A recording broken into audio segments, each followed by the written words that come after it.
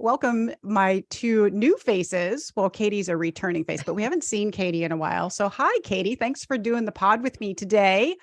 Yay. Hi, everybody. George is very busy on vacation, but I don't think I'm going to miss him too much today.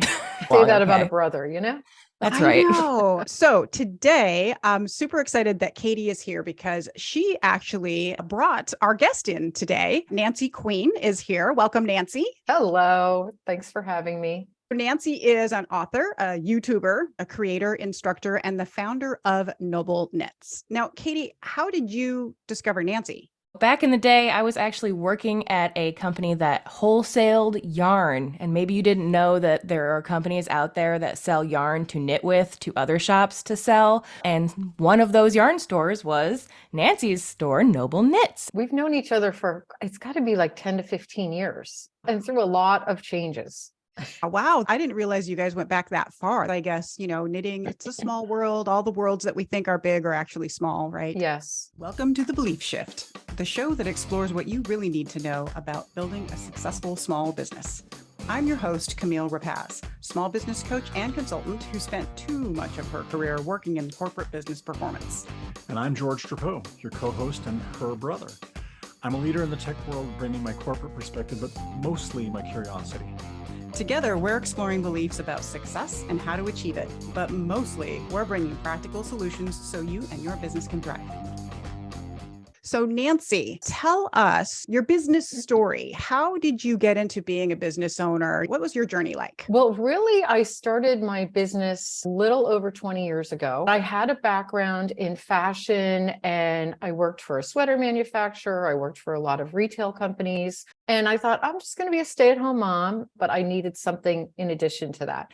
I actually was stock trading and my husband's like, you're awful at it. Invest in yourself. So that led me to designing some patterns.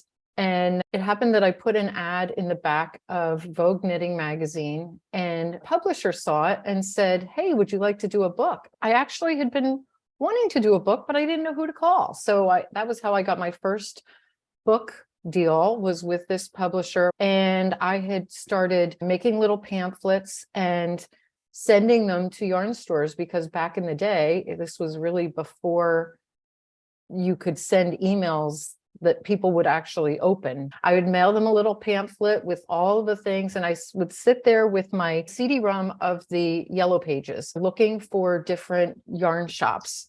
And that's how I got my list of stores that I would send out to, and that really picked up. And then I met a neighbor who happened to be the founder of QVC's son. And he's like, you have a great story. You should put products on QVC. And at the time when QVC would buy, you would have to have $160,000 worth of product in their warehouse 2 weeks before you went on air. And it was like deep, like it wasn't like 50 different products. It was like 4. So you had a lot that you were housing. I took a business partner and he said, we're housing a lot of yarn with these patterns and little kits that you're doing. And now we're doing this thing for QVC. Maybe we should open a yarn store. And I'm like, well, that sounds amazing. And then my husband got a job in Northern California and was like, well, I don't know how we're going to run the store from 3,000 miles away. So we decided with my business partner to move everything into a warehouse and close down both stores and transition to being an online only business. I had the online store for about 12 years and then it just got harder and harder. And so we closed the online store and I was like, okay, what am I going to do with myself now? And I totally pivoted my business and focused on just being a content creator rather than being a salesperson. And that's where I am today. So things have just kind of evolved. And it was like, if there's an opportunity out there, I kind of roll with it. I truly believe that you have to open yourself up to all of the possibilities that are out there because they're things you would never have fathomed that could happen. So I would say if I had to round up my business life, it's really all about pivoting and being able to make those pivots when the opportunities arise. Wow. You got more than you probably wanted to hear. No, that was fantastic. I loved hearing all of the iterations that your business journey has been through. I think sometimes we don't recognize that what we're doing is we're keeping up with the innovation that continuously Yes, happens in business. Because that's really what all those pivots were about, right? You're like, well, exactly. now this has changed in the environment. So I got to change Yep. my business to adapt to that. And Yeah. also your own life and what was happening in terms of, Yeah. well, I can't manage that if I'm going to live here. And so there's all these just real life things that you were responding to.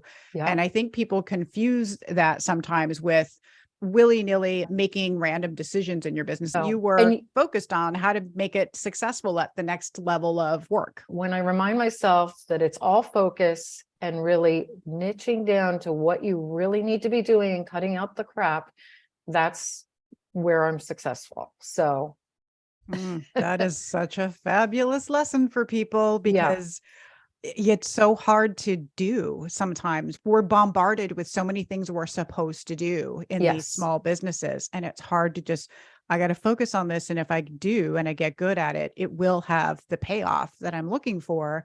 But it does require my focus. I can't just start a blog and then hope all goes well, right? right. You do Yeah, have to put some energy into all of these things. And then I think you have to pace yourself as you do it, right? So you focus on that and then you get that going, then you can tackle the next thing that you're trying to get good at and the yes. next thing, which kind of brings me to the question of something that I see that comes up with some of my clients when I talk to them is just the challenge of learning or keeping up with the technology. So you have had to definitely transition from, brick and mortar into online and then into this version of your business. Was that ever a challenge for you? Like, oh God, now I got to learn this new Facebook stuff No, you know or what? I actually look at those things with excitement. I feel like I'm always testing to see what's going to resonate the best. And it's frustrating when they change things, but then I'm like, okay, I got to do it. And what can I do to get through it and own it? I want to know what your perspective is on this, having gone through all of these stages of just social media. Let's just talk about just like the technology of like Facebook and Instagram and Pinterest and this, change that you're talking about. Isn't all social media getting Absolutely. harder to make money Yes. from? Yeah. In fact, this is the point that I wanted to make. Oh, This good. just happened to me the other day. I had been sick for like 2 weeks. Now that I'm feeling better, I'm back at it. What should I be doing first? I felt like I had been out of touch for a week or two and almost like a whirling dervish. Like I just didn't know what to start with because I wanted to get back into all of it at the same time. So I sat down and did an exercise, which I'm like, I need to do this on a regular basis. I looked at all of my main ways of generating money and listed them all out for the past year and looked at where am I generating the most dollars. Is it affiliates? Is it my YouTube income? Is it my ad sales on my blog? Doing that exercise was like, well, this cuts out the crap and lets me know immediately where I should be focusing my time and energy. A year ago, I decided, you know what? I'm going to open up another website called Shopping on Champagne. I've got both of these things that I'm doing, and I love both of them equally. When I did the same example that we just talked about, where I looked at all my numbers and broke it down, it's completely the opposite on Shopping on Champagne. Now my So focus is good. really spending most of my time for Shopping on Champagne on YouTube, and most of my time for Noblenets is on the blog. And I really love doing both activities. What I love about this, and I think is so important for small business owners to understand and continue to seek to understand, which is that you figuring out that there were different channels that were primarily feeding these different businesses. One Yes. might assume, oh, they're pretty similar, so it's probably the same. But the fact that YouTube was the primary place Yeah. for your audience for one Yep. of them, and then the blog is where your audience primarily comes at it for another one, I think that's so important for us to just sit with for a minute. Like Yep. it really is worth doing the work to do the research to figure out where your people are coming from, especially if you're stuck in terms of trying to grow your business or trying to scale your business. If you don't even understand like where are the people actually coming from, how do you know what to optimize? And you would think that my audiences are the same. Oh, women over 50 for the most part. However, they're completely different audiences and they don't like to mix. I belong to a couple of mastermind groups where we meet every week, and not only have those been really vital to my life, because you get ideas from people that are like-minded and have your best interest at heart to help you grow. You're all learning from each other faster. One of the biggest things that I've learned from one of those groups is knowing your avatar, your customer, your audience to a T. Maybe you have 2 or 3 different avatars, but the more you can narrow down and know those things about her, the more successful you're going to be, because all you're going to be doing is filling those needs that she has as a small business. Yeah, it sounds like you're going so much deeper than just here's how to look nice over 50, right? It's Yeah. not that. It's actually about how our identities are shifting.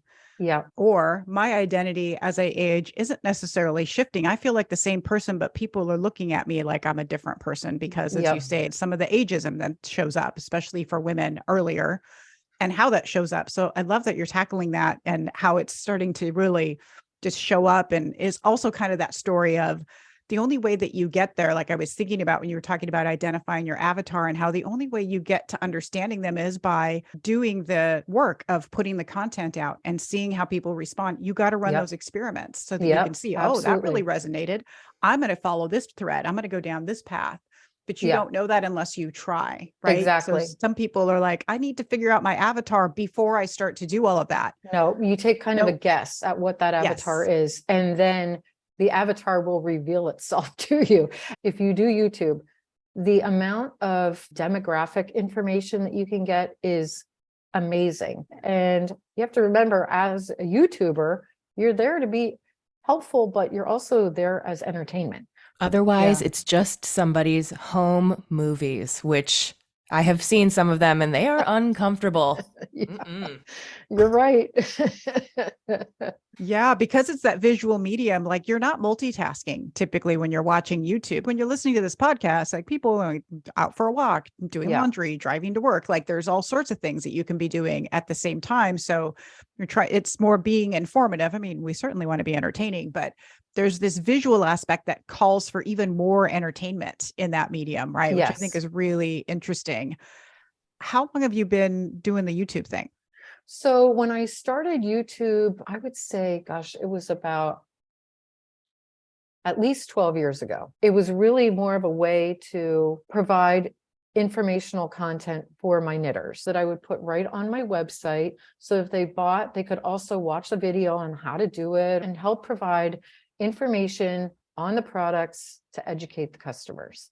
So that's really how I got started. How'd you learn what to do on YouTube? How'd you figure that out? Actually joined a mastermind group, and it was expensive, but it is like my lifeline now. So I'm getting the best information I could possibly get to grow my business. And the people that are in this mastermind group, some of them have millions and millions of followers, and they're at a totally different level, but they're still having problems that they need to pivot. You would think, oh, you have 10 million subscribers, you're gold. No, how do you continue that?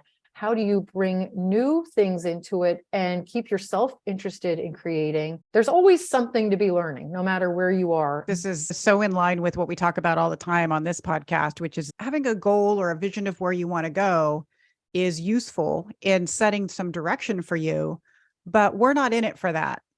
If you're only in it for the destination, you're going to be really disappointed, because you really have to be in it for this. It's the journey, and it's this growth mindset. Like that's really what I'm getting from you is I've been thinking about this a lot, and how I want to talk to business owners about this idea of you're in a continuous improvement space. You need to just have a learning mindset, be a learning organization. That's the whole point, because even when you get there, whether it's I wanted to achieve some level of revenue, or I wanted to have so many stores, or whatever that thing is that you've kind of been aspiring to get to, there's no done. Like there's always the next thing to iterate to. And I think if that sounds exhausting to you, you probably shouldn't run your own business. Oh, absolutely. Because the whole thing is what is going to be around the corner next? What is the next thing?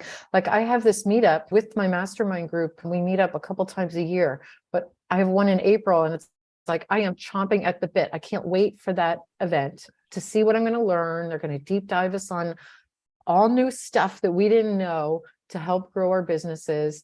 That's the stuff that carries you and keeps you invigorated and keeps your ideas fresh so that you can keep creating. I love it, because it is also just this lesson of you got to find your people too, right? Yes. Like we're out here all running our little businesses on our own in our little offices, but boy, we need people. I have a membership that people we meet once a week. I guess it's kind of mastermind-ish because we do Yes, share that's how- ideas yeah. amongst ourselves, but I'm always bringing a topic. There's some structure to it. There's a monthly goals conversation. We come Yeah. to talk to each other, and that you build trust, and you're all experiencing the same challenges and you're helping each other. And it's just such a lovely space to be in, because otherwise, where else are you going to get that?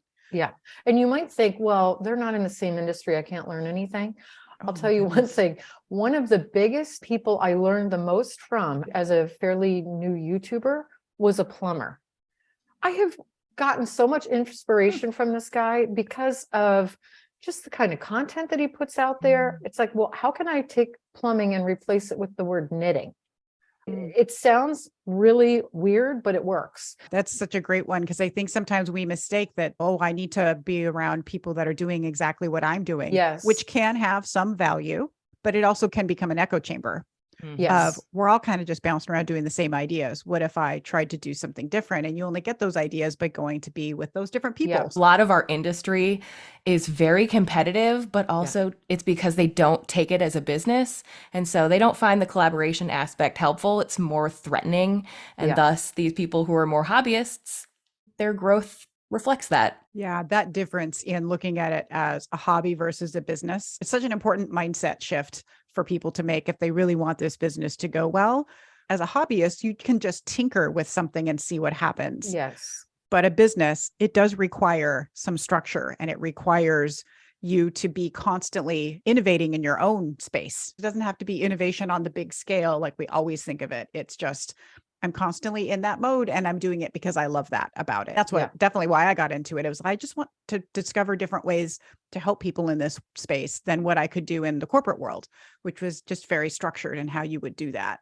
So I just find that so freeing and fun. And I think if you're going to do this business thing, you should take advantage of, like, that's the freedom you have. You don't have to show up on YouTube, but you choose to. Yeah. And then if you're going to choose that, then you're like, well, then I'm going to get really good at it. So here I go. Exactly.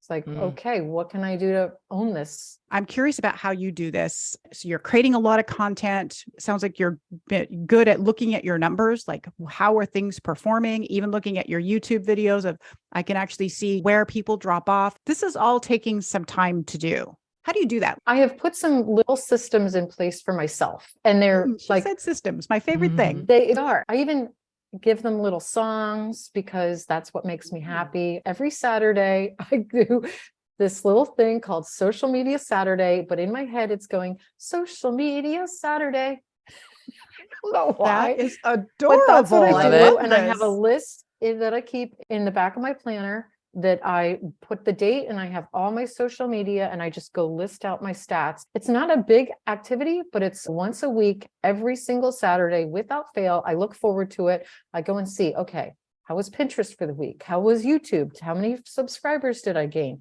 And I'm not looking at as much from a dollar standpoint. Instead, in this social media thing, I'm looking at it from a, where was my growth? Did I let this one fall? What was I doing here that I didn't see the growth that I wanted? When it's just a weekly reminder of looking at those things and where I want to be on them, just a little benchmark. And it's also a nice way to look back and say, oh my gosh, I have grown this. I started with 0, and look at how many people are following that. And not just from a vanity standpoint, but to know that what you're doing is making an impact. That's how I look at my social media numbers. There's a lot that I do to compare on YouTube to see, okay, this particular genre is working. That's going to be the next video in my lineup. And same thing with my blog. What posts are performing month after month? Do I need more posts on that topic? So you're even using the checking of your social media status as a way to inform future content, which I think is something we miss as an opportunity. Oh, I should look at what I did do. And then I need to start like doing either more of that or repurposing that. Yes. And same instead thing, of starting from scratch. Right. And same thing with diving into your Google Analytics. If you have a blog or a website, what is performing? It's got that Pareto's principle. 20% of the content is producing 80% of the results. I never try to look at what everybody else is doing to beat them. I try to look at what I can do to be better than I was the day before. And getting inspiration for that, right? Yes, exactly. So you mentioned how when you do this, you're trying not to just like, I'm not just trying to walk them through a generic how to, but I want to be entertaining. Yeah. So I'm curious, what's the, I don't know what the right word is. I was going to say goofiest or kind of craziest thing you've ever tried, whether it worked or not, that you tried to just be entertaining. I wouldn't say that I'm particularly wacky. I try to come at things at an angle rather than coming at it the way you would think it's going to be the straightforward approach. The reason I was asking that was because I was curious. I wasn't getting that vibe from you, but I thought, I think people do think it's kind of like when they started saying, we had to do all these reels on Instagram and everybody was like, oh, now I have to like do a song and dance on Instagram. Right. And I think there can be the same assumption about YouTube. If I'm going to attract, attention, I have to maybe be entertaining outside my comfort zone because I'm not an actor. I'm not a dancer. I'm not a whatever. Right. So say more about that. That is a very good point. About it. That is something I really try to avoid. I do have a big sense of humor, but that is just not me when I'm on camera. I might joke around a little bit, but I'm not going to get up and do a dance. It's just not me. I try to come at things with like interesting topics. I think that takes some courage to I'm just going to try this thing. And it's a little bit outside of what I'm saying. You must feel the courage to do it because you've been doing it now for a while. You're like, hey, I know it's either going to hit or miss. And when it hits, it's great. There's definitely a mindset to that. What you don't want to do is say, okay, all of my other content, I'm going to totally erase that and just start doing crazy content. What you want to do is you keep up this bucket works, this content bucket works, this content bucket works. And then I'm going to have this experimental one over here where I'm trying new things, where I'm trying those things that are out of my comfort zone, but they're not going to interfere with any of these regular standbys that you've come to love from me. That's right. So I kind of try to come at it with different angles, but I find that as business owners, we feel like we have to do it all ourselves. And I found that my biggest growth has been when I take other people's content and curate that and put that together in a new and interesting way, or bring together a collection. I mean, we are bombarded as consumers of the internet. You go to do a Google search and it's just like shopping ideas. You're not really always getting what you want. So what I try to do is curate fun, easy collections for people to really dive into what they love. And that's all comes back to that leaning into your passion and really leaning into what they want that they didn't know they wanted. What you're saying is so important to point out because most of the value, like when I think about what so many of us are doing, and me included, you can Google search the stuff that I teach. Now I have a way of teaching it. I have a way of coaching people that helps them take that information in a way that makes sense for them specifically, but it's all the information is out there. But when I'm the aggregator of that and I give it meaning in a way that speaks specifically to my audience, that's what's worth it for them, right? Exactly. I have simplified this for you because I did all the research because I am an expert in this space and I knew where to go look for all the stuff. But me aggregating it, I love that because it makes me think of, again, when we kind of struggle with the idea that your business has to be innovative and fresh and new and not in the way you might be thinking, right? I don't have to reinvent business coaching in order to have a really strong business coaching, but you don't have to reinvent or create a ton of new patterns all the time in order for your business to do well. So I love that idea because it also sort of speaks to the fact that you have much more of an abundance mindset about it, right? You're like, hey, why not share what other people are doing and bringing it together? Right. Not only does it help these designers, it helps elevate them and get their word out for no cost for them. So I'm lifting other people up. Even though I'm doing my thing, I'm helping other small businesses along the way as well. Yeah, I love it. Okay, I have other questions to ask, Yeah, but go ahead. also I want to jump over to Katie. She's just over there listening away. And I know you get to talk to Nancy all the time, but is there anything that you've been wanting to ask? Or like, how does this maybe even tie in with your own experience and your little business journey so far? I knew you two would get along because you have like a very similar mindset approach about business. And as soon as I heard pivot, I was like, oh, okay, well, yeah, this is going to be great. We were just talking about how often people will think of stopping something or quitting something to do something else as failing. But when it's the end of the line for brick and mortar shops or online or whatever it is, the trend, it's smart to jump Yes. and do something else. So Yeah. finding the line of I just haven't done it enough to know versus it's time to go Yeah. is very smart. Yeah, there is this fine line, right? Some people think that the pivots they have to make are much grander than that, right? So you didn't say, forget about this knitting thing. I'm just going to go, do something with, I don't know, in the food industry. Right. Maybe if you had food industry experience, would it make sense? But you're leaning on your strengths. Like you said Yeah. earlier, like, well, I have retail experience and I have a passion for this and I know fashion and I know these things. These make sense for me to do. I Yeah. see some people pivoting, not because it makes sense for them because they have expertise in that space or they have some knowledge, but because they think it's going to be a fast buck. It's like, I think I could make fast money over here. It's like, Right. can you? But there's also the idea, like just the idea that you started this second business and that your audience actually turns out to be different. I talk to a lot of business owners who are running a business that they want to get out of. They're not working on the business as much as they're working in the business. They're not stepping out into a mastermind to really think about what's happening, but they already want to start a second business. I'm wondering what advice you have for those people who want to make that either start up a new thing or actually get out of what they're doing and do something else. And how you do that well, because most of the business owners that come to me with that, they're coming to me because they're like, I can't do it. I want to do it and I'm struggling to do it. How are you able to make that sort of shift happen for you to make room for that second business without Well, losing the first one? First one, I grew it from 3,000 to 300,000 monthly visitors. So that's almost like a huge steam engine that took a while to get up and running, but it's a sailing ship that is like Google loves all the content. I don't have to create like crazy the way I did when I was in growth mode. So that first year was full on growth mode. For probably the first 2 years of that when I pivoted was full on growth mode, where I was cranking out as many posts as possible to really get it up to where I wanted it. Now I'm in a mode where I'm just maintaining. So I don't have to go full throttle on it. That's in a maintenance mode now. That's really where you have to think of it. You've got growth mode, you've got maintenance mode, you've got I want to let it burn out mode, Yes. Just have to think where you want it to be. And I think you completely hit what my experience has been as I watch these business owners is they are not really clear how to get to maintenance mode.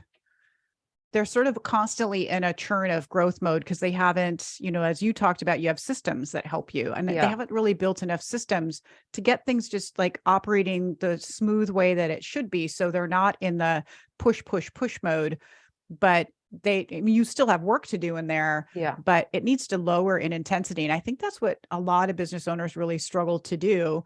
Some of it, I think, is because some of them are adrenaline junkie, right? Like they kind of like the hustle and the grind of doing the business, but for some, they're not happy and they're trying to get out. I think a lot of people think, oh, I'm a business owner. It's so sexy, and doing Instagram, it's sexy. What? It's not? What are you telling me, Nancy? A lot of what you're doing, especially when you get into blogging and YouTube, it's not sexy. It's hard work. Yeah.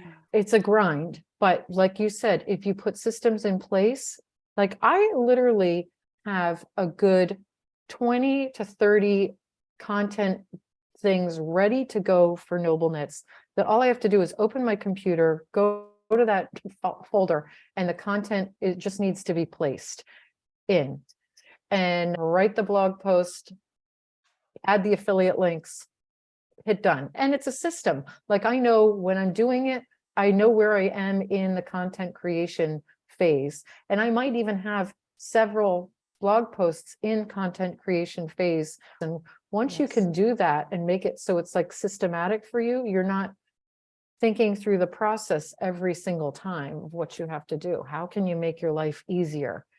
Yes, that also makes it so easy to know when that time comes. And I don't know if you do this in your scheduling, but if you're like, now is my time to work on my content. This is what I do every Yes. Wednesday from noon to 2 or whatever, right?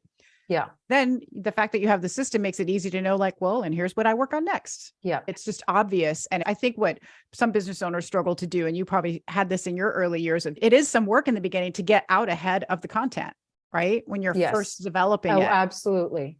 But if Yeah. you have systems in place as you're building that, then it starts to get easier because you realize I have all this great content to pull from. Yeah. I don't have to reinvent the wheel anymore. I've seen a lot of people that are like, okay, they'll sit down with their phone and it's like, okay, what am I going to film right now? Like, I could never go about it like that, Mm. you I know, or know. the, okay, I need to post a reel. What am I to say? What a waste of time. Right. And it's like Yeah. you're starting from scratch every single time. I actually have a little calendar here that the front of my calendar is all my little sticky notes here with what I'm going to be posting on my upcoming videos. So it's already Yes. planned out. I know what I've got in my pipeline that I have to get done. And then I have a bucket of ideas where I can pull from. So I'm never running out of content ideas. All right, listeners, this is our belief shift of planning it over winging it. Oh, absolutely. So And- we have these 8 belief shifts that we talk about repeatedly on the podcast. And this one, it's really a standout because so many people are, I think, as you described, winging it by just like, what should I post today? What should I do a reel about? Yeah. And there are so many ways that that is challenging for building the business that has the sustainability we're all looking for. I want something that will sustain, right? Yeah. And you can't do that if you aren't planning things out. If you aren't, one of the other belief shifts, systems over chaos. You've got to have systems in place and not just be running your business in this chaotic, frenetic way. Even if you're an adrenaline junkie and that feels good, get your adrenaline somewhere else, right? Not Exactly. inside your business, Go not in rock that part climbing of on your the business. weekend, but calm That's right. down and focus, and you'll feel so much happier with your business too. Yes. and more And then you successful. too can launch a second business if you want to, that you're excited about. Like, I Right. love that you were able to do that because I know so many people struggle with, their ability to like, I have this other passion that I really want to do. And how am I going to do it? Well, you put the plan together, you put the systems in place, you get stability, like you go all in on that one business Yeah. and get the stability there before you start the next thing. So was it easier to do the shopping on champagne? Oh my God. Can I tell you, so it takes so long for people to get monetized on YouTube. You have to have like 1,000 followers, 4,000 hours of watch time. There's a whole bunch of checklists. I was monetized in 2 months. Holy cow. Yes. And I think my first Good check was over job. $1,000 from them. Good So it was job. like, it worked. I followed the mentorship that I am part of, and it was amazing being able to see it go so quickly and just doing what they told me to do and not fighting it. Yeah. Having my content ideas planned out ahead of time, trying what works, pivoting if it doesn't, making adjustments and changes to the upcoming content, and just trying to get better with each and every video that I produce. I literally just looked at the clock and was like, there is no way it is almost time to finish this. Oh my gosh. Like this went so dang It did. fast. You're one of those Mhm. people I need to be friends with. I know. See, I'm gonna You make two could have a whole episode just nerding out about planners because I just realized God. like Are you Nancy a was the planner first addict? person. Camille is making her own planner. Like, oh, you two, That is my dream. best friends. Oh, Yeah, we should I- definitely collab on that. I huh? could talk planners all day with Maybe you. we'll do a whole episode just on the best and the worst planners and how they work, and all of that would be super fun. That Yeah. would be awesome. Yeah, I don't know what planning nerds that listen to this podcast are into that, but if you are a planning nerd listening to the podcast right now and you would like to hear us talk, just nerd out on planning, we would like to hear it. All right. Before I drop us off of this fabulous conversation, what would you tell to other small business owners out there that are, still struggling their way into getting their business to the level they want it to be? Narrow down to what the most important goals are. Pick 3 goals and do one thing each day for those goals to move yourself forward or your business forward. It's like she just read my notes. Literally. Do you listen already to this podcast all the know. time? I didn't- You two, I are did you guys not tell like her to say lost that. at birth siblings or something? What is happening? I did not feed her that. That You is the didn't, best no. advice ever. No. Fabulous. Well, I'm going to wrap things up here. We'll definitely have you back to nerd out on planners or whatever other stuff Anytime. we can talk about. That'll be so fun. I'm going to put all of your website stuff, whatever you want us to put up there. Okay. Shopping on Champagne and Noble Knits and all your stuff. We'll put that into the show notes. I know you said you've got a free Learn to Knit course, which I bet. do. I Yeah. mean, my mom is a knitter. I'm definitely sending her to your page to see what else she has to learn. And as I said, do leave us either a voicemail. You can do that at thebeliefshift.com, or you can check in with us on Instagram at The Belief Shift. And of course, we would love a rate and review if you would be so kind. If you are still sticking around listening to this podcast, I know you like it. So just tell everybody. We want to share the love as much as we can. All right. Thanks for listening, everybody. And we'll be back in your ears next week.